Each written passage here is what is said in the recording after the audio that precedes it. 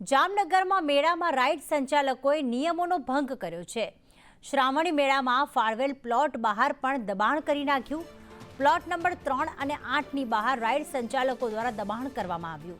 દબાણ કરનાર 2 ride seal કરવામાં આવી છે, તો ફાળવેલી જગ્યામાં જ રાઇડ્સ લગાવ્યા બાદ તેને મંજૂરી મળશે, પરંતુ અહીંયા તો પ્લોટની બહાર પણ દબાણ કરી દેવામાં આવ્યું હતું, જેના કારણે તે દબાણ હટાવી દેવામાં આવ્યા છે અને રાઇડ સીલ કરવામાં આવી છે।